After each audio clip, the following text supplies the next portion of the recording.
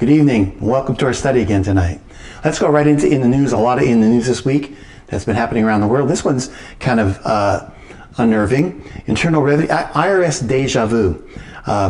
Conservative groups punished while ignoring violations by leftists.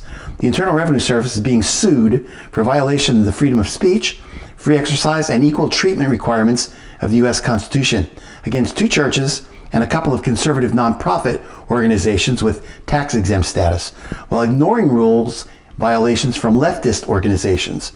It was, of course, during Barack Obama's administration that the IRS was caught scheming and acting against conservative organizations, as Obama was seeking re-election by delaying and rejecting their applications for tax status so that they would not be able to speak about Obama's extremist agenda during his campaign.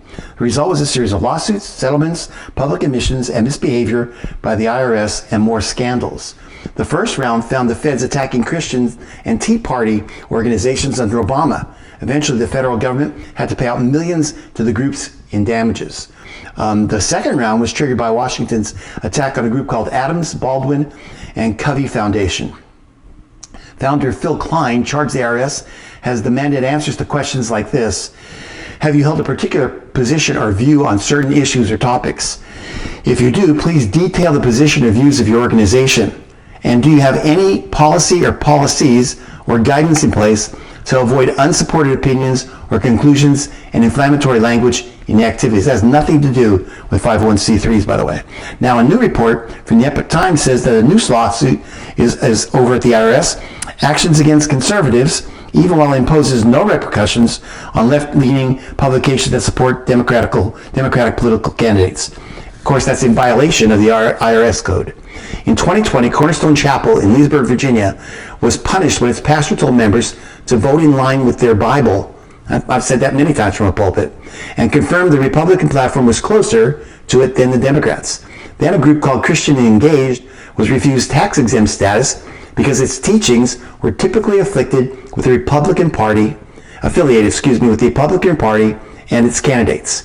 Biden is following in his predecessor's steps, or should I say his predator's steps. So this is where we are right now. Our world is really starting to turn upside down. And I've given you a lot on Israel. I've given you a lot on the economy, and I want to continue to do that. But let me get this in just 1 second for you. This one is kind of unbelievable when you think about it.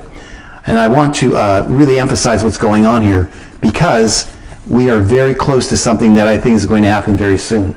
There's two articles that will relate to it. This one says this: full-scale war between Israel and Hezbollah could be very imminent. Jesus talked about war, rumors of wars. This is another sign. This one's coming, and it's coming, I'm afraid, soon. After months of waiting, it appears that an all-out war in the Middle East is now very, very close. It is being reported that Israeli Prime Minister Benjamin Netanyahu believes that an all-out confrontation with Hezbollah, quote-unquote, has become inevitable, and he has instructed the IDF to prepare for a broad campaign in Lebanon. There's approximately 100,000 Israelis that have been unable to return to their homes in northern Israel for months. I talked to some of my friends there, and basically it's the Golan, it's the Galilee, which is a beautiful place, Tiberias.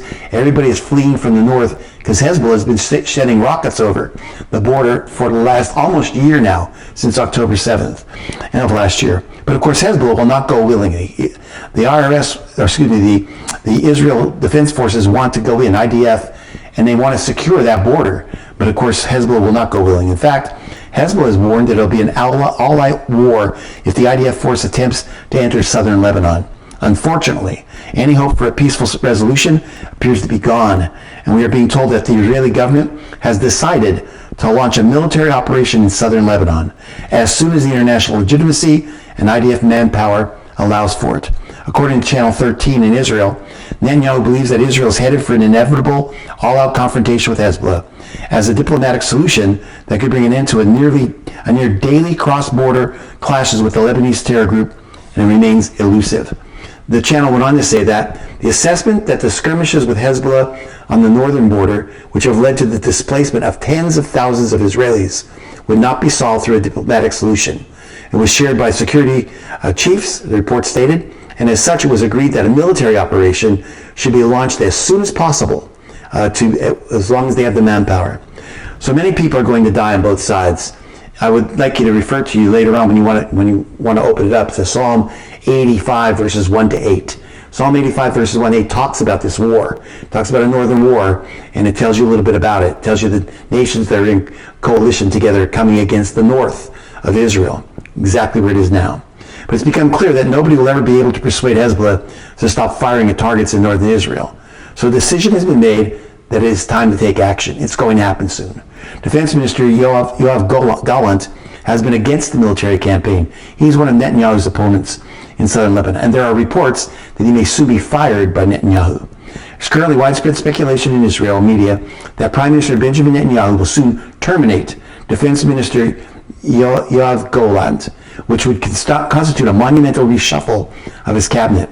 The two have reportedly been clashing over war strategy, especially what to do about the crisis in northern Israel, an area which has now come under daily rocket and drone attacks from Lebanon's Hezbollah. Netanyahu is scheduled to address the UN General Assembly later this month in America. And during that address, I expect him to publicly make his case for military action against Hezbollah. He'll let Congress know. The Israeli Premier is slated to leave for New York on September 24th for meetings with world leaders on the sidelines of the event, according to the statement. Netanyahu is to address the 79th session of the UN General Assembly 3 days later, Friday afternoon, and fly back that Sunday. I don't think that an all-out war will erupt before Netanyahu comes on September 27th, but I do believe it will happen after that. It's going to come. And speaking of that, let me give you a little insight that I found out about this. Maybe you heard about it. Israel launched Hezbollah pager attack early in use it or lose it moment. I won't read it. I'll tell you what it says, because I've been studying pretty hard and following it.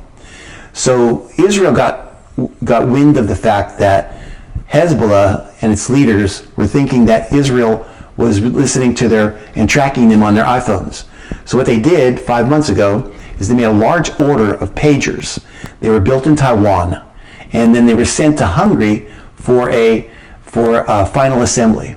Well, somehow down the line, Israel got wind of it.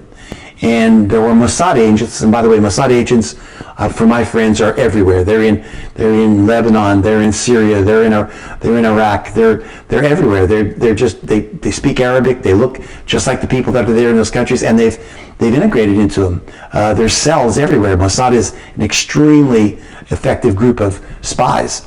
And so when I went to the factory in Hungary for final assembly, Mossad agents were working in that factory. And they took they disassembled them. They put a small charge in by the battery, and then they put a receiver there. And what they did is they passed them out to Hezbollah. I mean, they shipped them. They packaged them and shipped them. Hezbollah distributed them to all their agents or all their cronies, all their terrorists, and others who support them. And at one signal, Israel turned a switch. Now, they denied it when they did it, but now they've come and admitted it. They turned a switch and blew them all up. Today, just today, what's been happening is Hezbollah's been using walkie-talkies. Today, they blew up all the walkie-talkies. 12 died from the pagers, 9 died from 1,000 were injured. 9 died from the walkie-talkies, 300 were injured. Israel means business. What they were trying to do is they wanted to do this in the same sequence as they were going to do a ground attack. They wanted to blow these up as soon as they start entering into Lebanon, but they were afraid that it was being leaked that they were there, and so they blew them up before a ground attack, which leads me to believe that the ground attack is coming. So let's go a little bit further and give you a little bit of the economy. And I really don't like giving you a lot of the economy because it is not good news no matter what you're hearing. Death of the consumer economy. A third of U.S. adults now struggle to pay basics. We've been telling you this. The numbers are continuing to go up. When U.S. consumers are doing well, the U.S. economy does well. But of course, the opposite is also true. Consumption spending makes up 2/3 of the U.S. economy on average. So as the U.S. consumer goes, so goes the U.S. economy. For once, the White House has told us something that's actually accurate. In the first quarter of 2024, consumer spending accounted for 68% of the GDP. When you are barely able to pay for food, housing, or other essentials, there's not going to be enough money, extra money, to blow at retail stores and restaurants. This is one of the primary reasons why so many retailers, stores, and restaurant chains are going bankrupt in 2024. And again, you don't hear any of this on any of the news channels, not one single one. And it's dire. It really is dire. It's something that's really bad for our economy. Of course, the economic pain is not spread equally across the entire country. Consumers are particularly struggling in poor states such as Mississippi, Alabama, and West Virginia. Mississippi, 49% of them.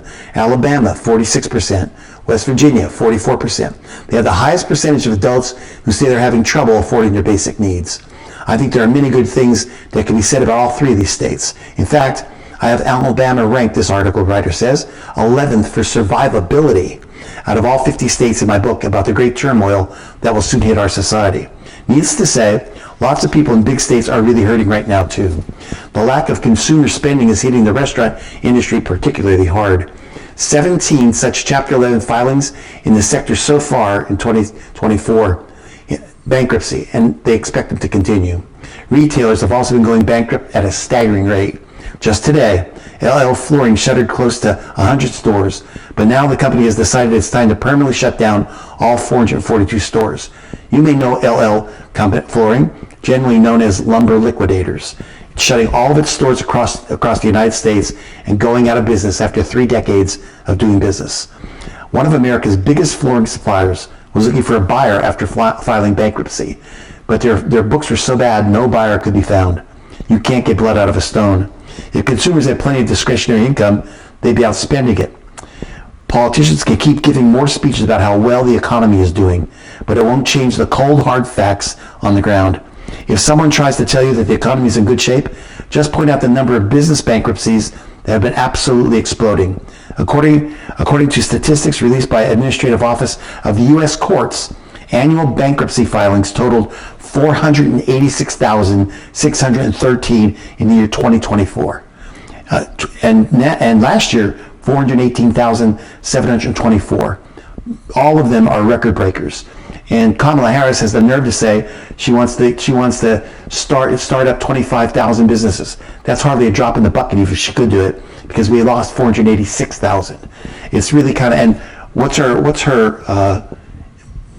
is her plan? I don't know if anybody even knows that. I don't know if she knows it. She has no plan for the economy. And so basically we're watching people vote for someone who's actually going to do worse than even her predecessor did. In fact, things are so bad that even the tech industry has been conducting massive layoffs. In August, more than 27,000 workers in the industry lost their jobs in tech companies. Over 40 companies, including big names like Intel, IBM, and Cisco, as well as numerous smaller startups announcing layoffs. To date, more than 136,000 tech workers have been laid off by 422 companies in 2024 alone. This is a significant sector of our economy. The momentum of our economy has clearly taken us in a very troubling direction. Our standard of living has been declining for years, but now our economic problems are accelerating. I want to add just something I want to tell you that I've been following also, not to mention the possible strike before October 1st on port workers in the eastern United States, all the way from Maine down to Florida and around the Gulf Coast. That's where 45% of our products come in. 45%. If you need to buy something, buy it now. If you're looking for Christmas things to buy it now. If this strike happens, it's going to shut down our economy. It's going to make our supply chain worse than you've ever seen it. So you can forget about getting anything from Amazon. You can forget about lower costs of things, because it's going to skyrocket. The union's asking for an awful lot.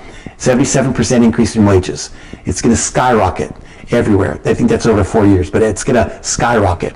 By the way, of course, it can't be avoided if Biden enacts the Theft-Hartley Act, which the government steps in, like you remember when Reagan stepped in when the air controllers went on strike. He stepped in. That's the Taft-Hartley Act. What that'll do is the government can come in and end that strike and kind of negotiate but end the strike. But Biden said he will not do it. He said it today. He won't do it. You know why? Because he doesn't want to go against the unions, because he wants their votes for the Democratic Party in November. And they say that they're on your side. They are not on your side. They are on their side alone. All right, let me give you a little bit more. Survey finds, let me give you this one before I do that one. This one's kind of interesting. I skipped over it, but I want to give it to you. I'll give you this one first. Survey finds troubling trends in public's belief about American dream. Almost 70% of voters believe the American dream has become less attainable, according to a new report from the Rainey Center. It's a Washington-based public policy research organization. Only 20% of American voters say they believe they've achieved the American dream. When I grew up, my parents were looking for the American dream. They actually did fairly well after a while, and the American dream is there for, in the 90s, it was all over the place. Everybody had houses. Everybody had 2 cars. Everybody was doing well. Homeownership, reasonable taxes, and the ability to provide a better life for a future generation were the aspects of the American dream respondents said were attainable if they could. America's unfortunately delved into a period of toxic national pessimism based on the affordability crisis plaguing our country. For almost 4 years now, we've been in decline. And if we continue with this type of understanding in our administrations, and we continue with that, it's going to be horrible because they've not done anything for us. Inflation is through the roof, interest rates are still rising, and our runaway spending is out of control. Less than 10% believe the American dream is attainable. Less than 10% right now. And the surveyed were split on whether the American dream is real or a myth. 54% it's mostly or somewhat real. 39% of Americans said the American dream is just a myth. It's something made up. The results come at the same time as another poll reveals Americans are more depressed than ever before. I guess so. According to the data, 3 in 10 people in the United States have been clinically diagnosed with depression at a point in their lives in 2023. This is the highest rate ever. Something's happening.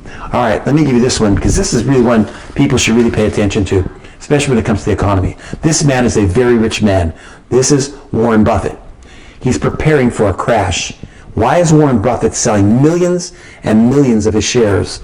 Warren Buffett did not become a billionaire by being stupid. According to Forbes, Buffett is worth more than $144 billion, and that makes him one of the wealthiest men in the entire world.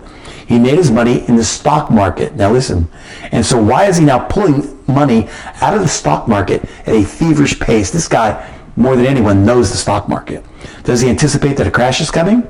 Early this year, Buffett shocked the investing community when his company sold off half of the Apple shares that it was holding, half of them.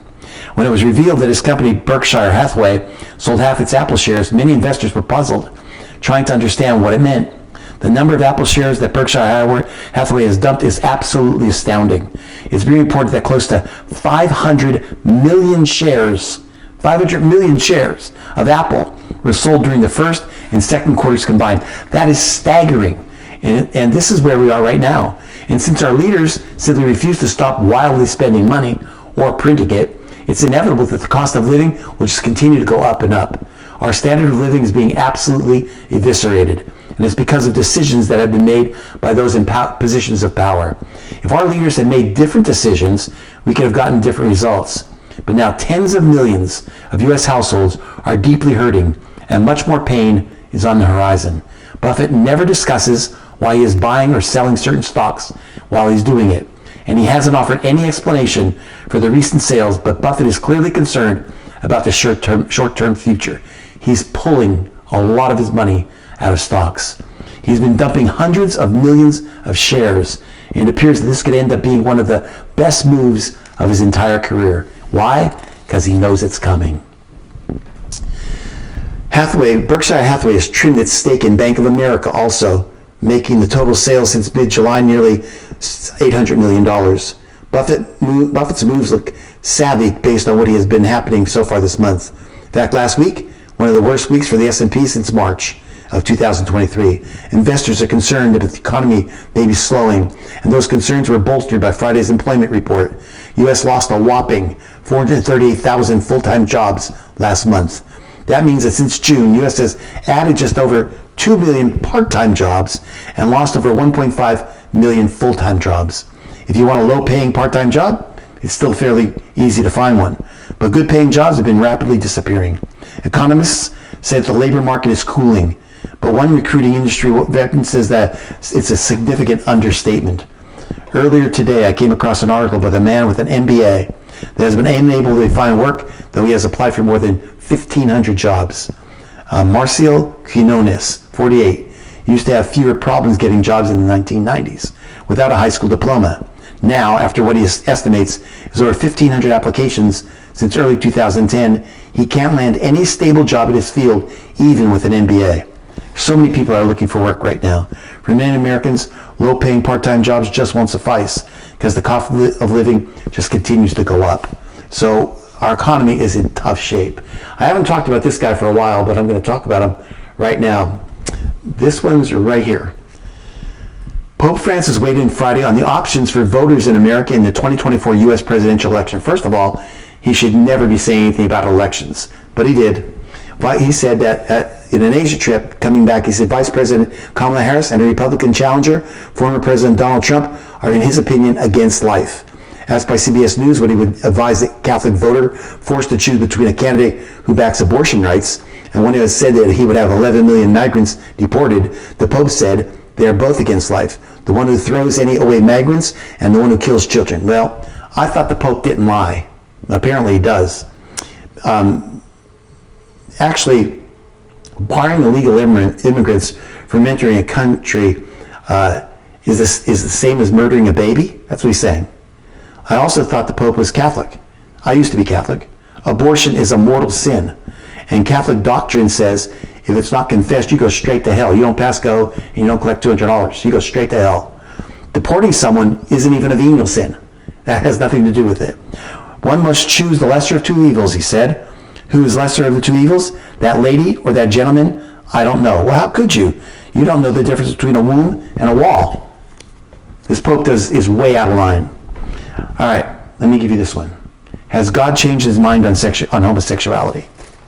When politicians change their position on some policy matter, it's called a flip-flop. We've been watching one do it quite a bit lately. A new book on sexual ethics describes God this way, as a kind of flip-flopping politician who said one thing for thousands of years, but has now in recent years altered his moral demands. Oddly enough, his new perspective makes him more progressive, more tolerant and enlightened, more full of grace, like us. The New Testament offers no loopholes or exception clauses that might allow for the exception of homosexual practices under any circumstances. Fuller Seminary Old Testament professor Christopher Hayes has now written a book. It's In the Widening of God's Mercy.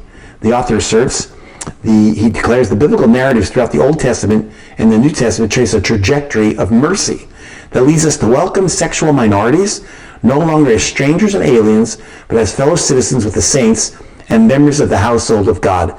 That, my friend, is a blasphemous statement, and it's coming from the Fuller Seminary Old Testament professor. The idea that a moral trajectory in the Bible that even points beyond itself is nothing new. In other words, he says same-sex relationships used to be wrong, but now they're okay. That God changed his mind on homosexuality, and that the church should move beyond the Bible on the issue. It's absolutely demonic. Hayes acknowledged that his experience being in a congregation with openly gay and lesbian members helped change his mind. Oh, really? Why? You want to keep those donators? And it's likely his younger son, who's a homosexual, played a role as well. As author Christopher Yuan remarked, I've seen young adult children turn their previously biblical parents towards heresy, including a president of a Bible college. That's what he is. And I've seen it also. In my tenure as pastor, I've watched good, solid Christians, once they had a relative or a son or a daughter that became a lesbian, homosexual, change their ideas. The fundamental truths of God are the truths of God. You have to leave your father, your mother, your children if they disagree with that. That's what Jesus said. You have to come to him. And again, you can have all the love you want for them, but you cannot accept their sin.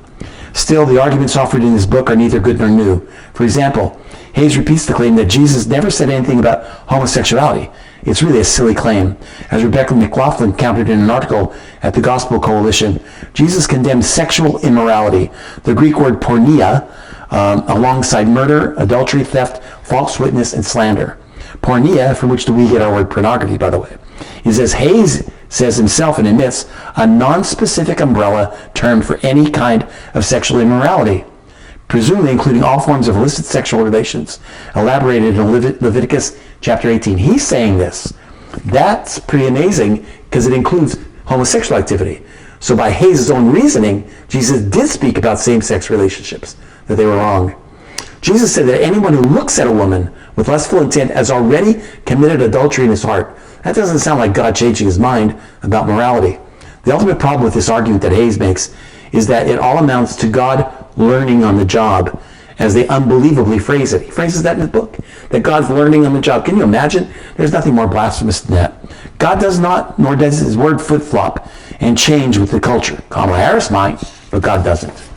Let's go a little bit further. And this one's kind of interesting too, because if you're a prophecy buff, and it's one of the reasons why I'm giving you this is something from astronomy that's happening this month. 3 spectacular events in the heavens over the next 30 days. It's time to look up, my friends. Genesis chapter 2 tells us that God created stars for signs, seasons, and times. They are covering prophecy. There'll be 3 spectacular events in the heavens within the next 30 days. A blood red moon. Lunar eclipse will happen this week. The comet of the century will begin to appear in the night sky later this month. And a ring of fire solar eclipse will happen on October 2nd. Needless to say, it is very unusual for so many historic heavenly events to occur so close to one another. And of course, these signs in the heavens are all happening at a time when our entire planet is rapidly descending into a state of complete and utter chaos. Last night, we witnessed something truly special. It isn't every day that you get to see a partial lunar eclipse during the supermoon. The harvest moon, or closest moon to the Earth, to the autumnal equinox, was also a supermoon, appearing larger and brighter in the night sky. If that wasn't enough, there was a partial lunar eclipse also. The full moon, or lunar eclipse, happened Tuesday night, September 17th into Wednesday morning. During this partial lunar eclipse, the moon turned to red blood red. The twin event was visible in Europe, South America, Africa, and much of North America. Much of the civilized world got to see this blood moon. I hope you're able to see it.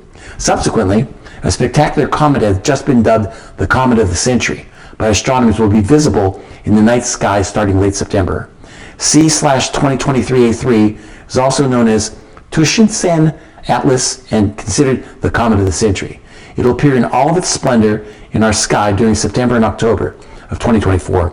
Due to its characteristics, astronomers believe it will be exceptionally bright, similar to Halley's Comet in 1986 or Neowise in 2020. Apparently, you will be able to see this comet even if you aren't using a telescope. It's been reported that it will be shining the brightest on October 2nd. Okay, this is really getting to be weird now. Listen, do you remember what else is happening on October 2nd? Well, for those that do not remember, there'll be a Ring of Fire Rosh Hashanah eclipse on October 2nd. The Ring of Fire eclipse, also known as an annual solar eclipse, is a month away. And although Hawaii is the only U.S. state that will be within the partial path of viewing ports, we know that Chile, Argentina will see the entire eclipse, while other South American countries will also be in a partial or full eclipse. So let's get this straight. A Ring of Fire solar eclipse will literally be occurring the exact same day that the Comet of the Century is the brightest. And all this will be happening just as the festival of Rosh Hashanah is beginning. Wow, I can't help but think of Genesis. Signs, seasons, and times. What's going to happen? I don't know. I'm pointing my attention to Israel. In recent years, we've seen so many noteworthy eclipses happen, but most of the population is still not paying any attention to it. And most of the population also doesn't seem to realize that our planet is becoming increasingly unstable. On Monday, Southern California was shaken by yet another sizable earthquake. A magnitude 4.6 struck in Southern California early Monday. The earthquake took place west of Los Angeles, and its epicenter was recorded at 3.5 miles north of Malibu, the USGS reported. Further north, along the North American coastline, we just witnessed a magnitude 6.9 earthquake. Struck off the coast of Port McNeill in British Columbia, Canada on Sunday. Earthquake activity in California is literally breaking records, and yet hardly anyone seems to notice. And of course, with American propaganda news outlets, we hear nothing. But all we hear is the political rhetoric of who said what going on over and over again. Me, for one, I am sick of it. Let me throw just one more thing at you. It turns out the asteroid Apophis could have a very small chance of colliding into the Earth in 5 years. That's interesting to me, because I talked about Apophis way back when they first found it, and they said, oh, it's going to hit the Earth, and they said, oh, that's not going to hit the Earth, it's way off its path for the Earth. Well, it's expected to make a close flyby on April 13th, 2029. By the way, in case you want to know, that's Friday the 13th. But listen, for the asteroid named for an Egyptian god of chaos to pose a risk to the Earth, it would need to be hit by another space rock, they said, just at the right angle to redirect the city killer on a collision course. What they're not telling you is that it's an oblong asteroid. It's tumbling, so its trajectory cannot be known because it's tumbling, and so it's prone to tumbling. Personally, I'm far more concerned about the giant space rocks that they haven't discovered yet, called NEOs. 85% of the things they discover after they come past the Earth. Our region of space has been getting really busy in recent years, and it's only a matter of time before we get hit by something really, really big. But for now, life continues to go on as normal, and most people are paying very little attention to what is happening in the skies above. But I want to tell you something. This asteroid that's coming in, Apophis, is going to come in between our satellites and the surface of the Earth. That means it can knock out every one of our satellites, all 2,400 of them. So this is a very big thing, but it doesn't have to wait till 2029 to happen. It can happen anytime. That's in the news for tonight.